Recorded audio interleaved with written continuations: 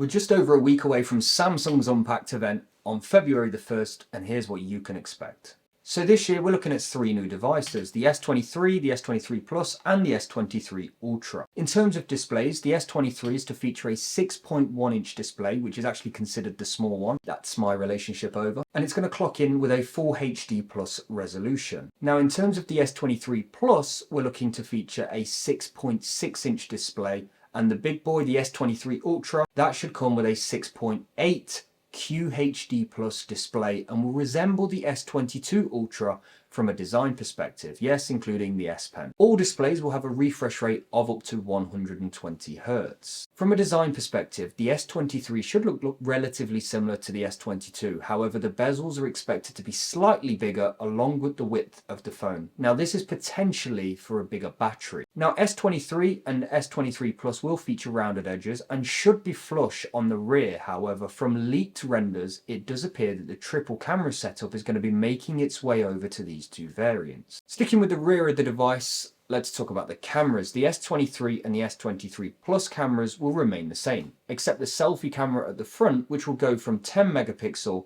to 12 megapixel. Now the rear of the device will feature a 50 megapixel primary, just like previous outgoing model, a 12 megapixel ultra wide and a 10 megapixel telephoto. Now we are anticipating changes software wise, maybe a few processor powered tweaks which will enhance your photography experience. Now the biggest upgrade, which will be with the S23 Ultra, the main camera this year is ridiculous. 200 megapixels. You heard that right. Now this is an increase from the already ridiculous 108 megapixels on the S22 Ultra. I personally can't wait to see the quality of those photos, and it's also rumoured to be capable of shooting 8K video at 30 frames per second, as well as dual HDR while shooting in 4K and full HD. My DSLR is actually going to be irrelevant come the end of this. Now the alternative cameras are a 12 megapixel ultra wide, a 10 megapixel zoom camera and a 10 megapixel periscope zoom camera. Now what's powering this device? Well,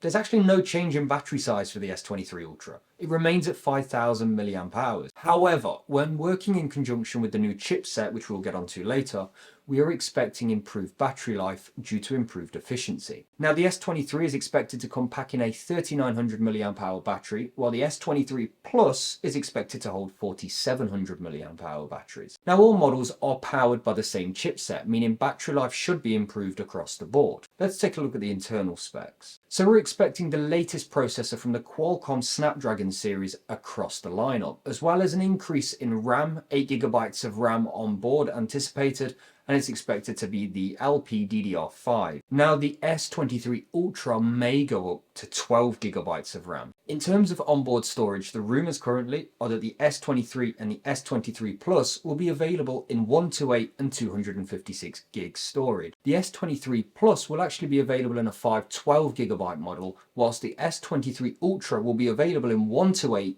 256, 512 and 1 terabyte, presumably to fit all that 8K footage on. I must state that there's also conflicting rumours. Apparently, the 128GB may actually be a non-starter, making the 256GB the base model across the board. There's also rumours that the Snapdragon 8 Gen 2 chip is going to be customised specifically for these devices, taking it up to a 3.36 GHz. Now there's also rumours regarding the speakers. Apparently they're going to be improved both in terms of volume and clarity. Music fans, I feel you. So how much is all this going to cost? So in terms of pricing, we're expecting the S23 to start at $799, the S23 Plus to come in at $999, whilst the S23 Ultra to start from $1,199. So what are my thoughts? Well, if this is to come true, Samsung have taken a giant step forward, leaving Apple with some hard work to do to ensure their iPhone series doesn't get left behind. Is the S23 on your wish list?